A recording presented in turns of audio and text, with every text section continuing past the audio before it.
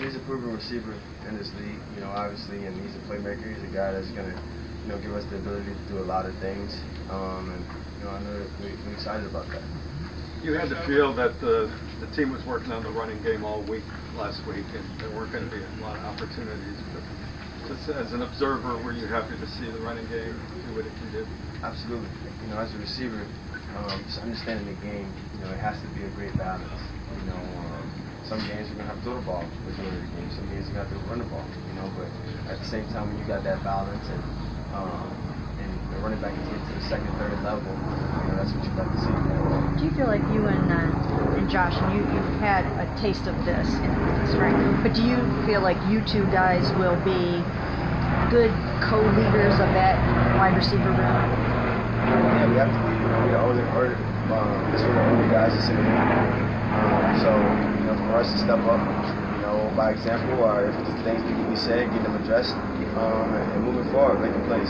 Going all the way back to 2013, when he led the league in the receiving, you might have still been in college. I think you were, but what do you remember about maybe following him last year as a fellow wide receiver, a young one coming up? Were you watching him that year, or did you have an impression of him when he had his big year? Absolutely. I think when you have a year, especially the one that Josh had, it brings eyes to that. Bring everybody eyes to it. And he's an extremely great talent in this league. And he's physically gifted, and it shows. And that's what you want to see. So. What were you doing that year? It was 2013. Where would you have been at? What stage of your career? I probably was a junior in college. At LSU? Yeah, at LSU. I got to that following season. Seems to put it in perspective how long it's been since he's played a full season.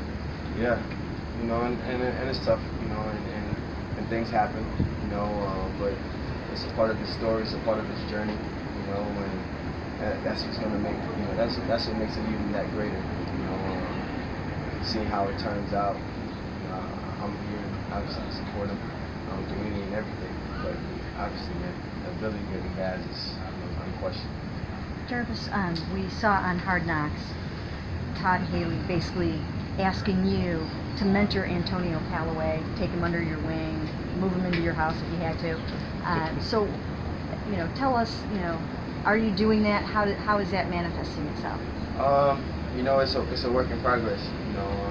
Anytime you get younger guys in, and they're going to contribute to our football team one way or another, and for me, it's obviously by example, but as many times as I can hang out with them, I am, and just talking to him, being there for him whenever he needs me, and challenging him. That's it. And do you feel like you might have to play a role that way in some ways with Josh being back, that you want to help him in any way you can stay on the straight and narrow, or is that just his own thing? I mean, whatever it takes for us all to be on the same page. At the end of the day, we're in this together. We want to win games. So whatever it takes, I'm going to go for it. Does he confide in you? Does Josh confide in you about, just things off the field? Honestly, if he did, no offense, I wouldn't tell you guys. Yeah. Because it's between me and him. Right.